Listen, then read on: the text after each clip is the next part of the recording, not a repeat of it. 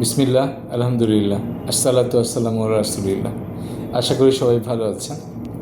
আলহামদুলিল্লাহ, আমি ভালো আছি। আমি আজকে একটি বিষয় নিয়ে কথা বলতে চাই এবং যেটি নিয়ে আগেও কথা বলেছি। এটি বারবারই বলা উচিত, সেজন্য আমি আবার কথা বলতে চাই।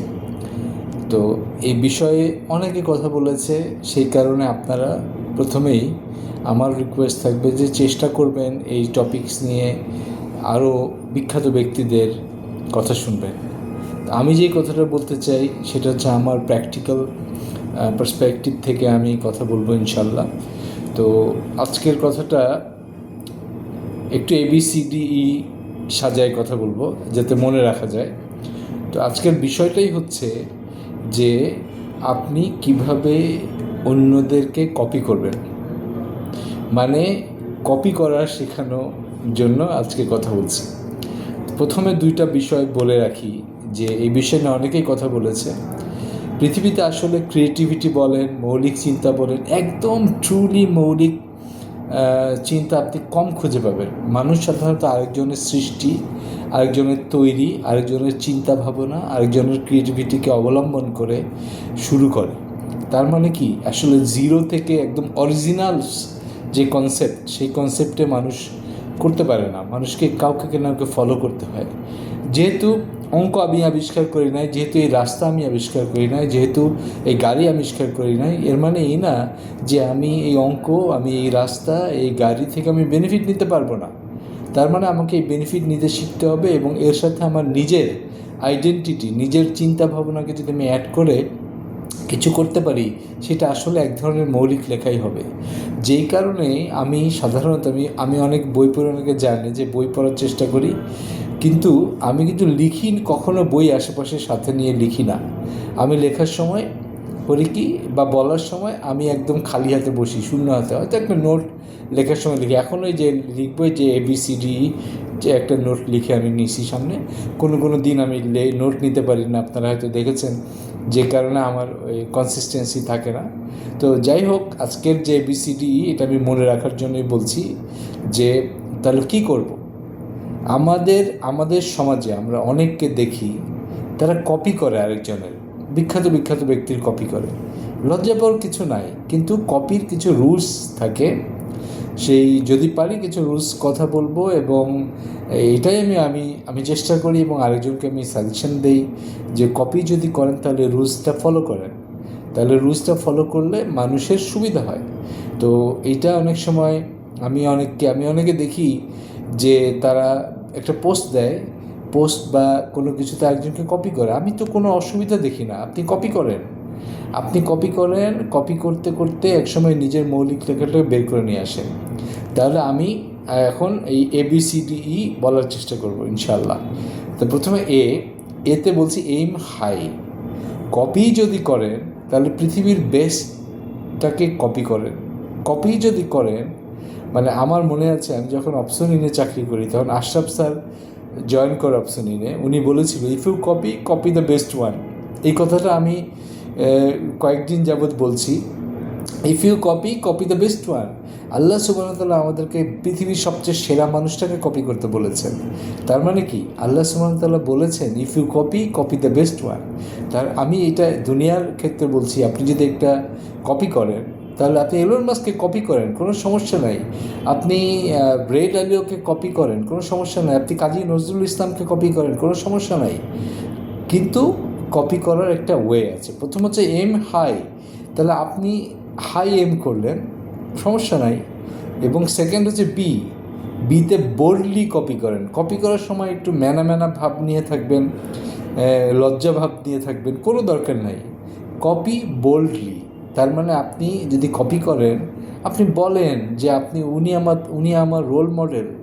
হ্যাঁ, উনাকে আমি কপি করি, আমিও কপি করি অনেক মানুষকে। আমি যাদেরকে কপি করি তার ধারে কাছে যেতে পারি না, আমি যাদেরকে কপি করি তার পায়ের ধুলার সমান আমি হতে পারি নাই, কিন্তু তাদের কি কপি তো আমি করবো তাদেরকে।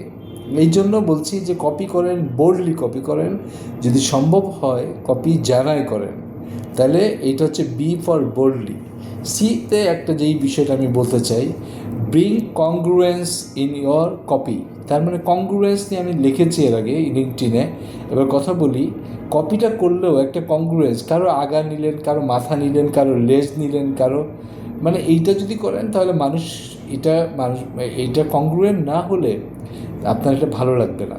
এটা আপনি আমি এরকম দেখেছি অনেকে।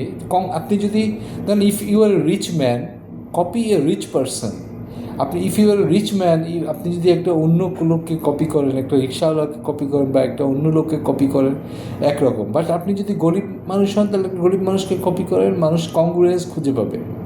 বা আপনি যদি খুব জ্ঞানী মানুষ হন তাহলে একটি জ্ঞানী মানুষকে কপি করেন। আপনি যদি খুব ভালো ফুটবলার হন তাহলে একটা ফুটবলারকে কপি করেন, কোনো সমস্যা নাই। কিন্তু আপনি যদি একজন খুব ভালো ক্রিকেটার হন আর আপনি যদি একটা ফুটবলারকে কপি করেন, মানুষ কংগ্রুয়েন্স খুঁজে পাবে না। সো ব্রিং কংগ্রুয়েন্স যদি আপনি কপি করতে চান। তো আমি এটাই বলি যে অনেকে যে অনেক টাকার মালিক, তাহলে আপনি একজন ইনভেস্টর হন। আপনি অনেক টাকার মালিক হয়ে আপনি আপনার যে এই একজন কনসালটেন্ট তার মতো হওয়ার দরকার নাই। আমি এই কথাই বলছি। আপনি অনেক টাকার মালিক হলে আপনার কনসালটেন্সি কেউ খুঁজবে না, আপনার খুঁজবে কীভাবে মানুষ রিচ হতে পারে। তাকে রিচ হওয়া শেখান, অন্যকে আপনি অন্য জিনিস করেন, কাজ এবং এই সব কিছু মিলে একটা কংগ্রুয়েন্সি নিয়ে আসেন। তো সি ফর কংগ্রুয়েন্সি, আশা করি সবাই বুঝতে পেরেছেন। If you are a salesman, তাহলে আপনি সেলসের কনসালটেন্ট হবেন, এতে কংগ্রুয়েন্ট হবেন। আপনি কোনোদিন অফিসে চাকরি করেন নাই, কিন্তু আপনি একজন অফিসের চাকরি কীভাবে করতে হয় তার যদি ট্রেনিং দেয়, তাহলে আপনি কংগ্রুয়েন্ট থাকলেন না। তাহলে আপনাকে কংগ্রুয়েন্ট থাকতে হবে। কপি করেন, কপি করে কংগ্রুয়েন্ট থাকেন। তাহলে সেকেন্ড, এরপরের যেটা হচ্ছে ডি সবচেয়ে ইম্পর্টেন্ট এখানে। সেখানে হলো যে এবিলিটি টু ডিকোড সাকসেস। আপনার যদি এই অ্যাবিলিটি না থাকে, আপনি সাকসেসকে ডিকোড করতে পারেন, তাহলে আপনি আসলে অন্যকে কপি করে খুব বেশি লাভ করতে পারবেন না। মনের শান্তি পাবেন, কিন্তু আপনি সিমিলার রেজাল্ট ডেলিভার করতে পারবেন না। তো যেই কারণে আপনার এই ডিকোডিং অ্যাবিলিটি থাকতে হবে এবং আপনাকে প্রচুর কাজ করতে হবে। সেইটা যদি আপনি থাকেন তাহলে আপনি সিমিলার রেজাল্ট ডেলিভার করলে পারতেও পারেন, নাও পারতে পারেন। তো কিন্তু দিস ইজ দ্য ওয়ে, আপনাকে সাকসেস ডিকোড করা শিখতে হবে। যদি একটা স্কিল জীবনে শিখতে হয় তাহলে এই সাকসেস ডিকোড করা শিখতে হবে। আপনি যদি সেলসের হন তাহলে সেলস সাকসেস ডিকোড করা শিখতে হবে। আপনি যদি ম্যানেজমেন্টের হন, ম্যানেজমেন্ট সাকসেস ডিকোড করা শিখতে হবে। আপনি যদি ফাইন্যান্সের হন, ফাইন্যান্সের সাকসেস ডিকোড করা শিখতে হবে। আপনি যদি মার্কেটিংয়ের হন, মার্কেটিং সাকসেস ডিকোড করা শিখতে হবে। So the ability to decode, এইটাই নির্ধারণ করবে আপনি আসলে কত উপরে যেতে পারেন। তো ডি গেল। ইতে আমি আমার সবচেয়ে পছন্দের একটা টপিক, এটা নিয়ে কথা বলি। সেটা হচ্ছে যে এক্সিড দ্য রোল মডেল। আপনার গোল হইতে হবে যে আপনি রোল মডেলকে এক্সিড করে যাবেন। আমি যেটা বাংলায় অনেক সময় বলার চেষ্টা করি, এটাকে বলে গুরু মারা বিদ্যা। আপনি যদি গুরু পর্যন্ত থেমে যান তাহলে হলো না। আপনাকে গুরু মারা বিদ্যা যদি শিখতে পারেন তাহলে আপনি এক্সিড দ্য রোল মডেল। এই হলো আমি আবার একটু রিপিট করি। এতে এম ফর হাই, বিতে বোল্ডলি কপি করেন, সিতে কংগ্রুয়েন্ট হন, ডিতে ডিকোড দ্য সাকসেস, ইতে এক্সিড দ্য রোল মডেল। তো আনটিল নেক্সট টাইম, সবাই ভালো থাকবেন। সুবহানাল্লাহ বিহামদি, আশহাদুল্লাহ ইলাহা ইল্লা আস্তাগফিরুকা ওয়া আতুবু ইলাইহি। আমি ফেসবুকে রিল হিসাবে পোস্ট দিব ইনশাআল্লাহ, এবং আমি ইউটিউবে চ্যানেলে আমার এটাকে পোস্ট দিব। যদি আপনারা কেউ দেখতে চান দেখতে পারেন। এটার নামকরণ করব হচ্ছে ABCD অফ কপি কীভাবে করবেন। আনটিল নেক্সট টাইম, সবাই ভালো থাকবেন। আশহাদুল্লাহ ইলাহা ইল্লা আস্তাগফিরুকা ওয়া আতুবু ইলাইহি। আসসালামু আলাইকুম ওয়া রাহমাতুল্লাহি ওয়া বারাকাতুহু।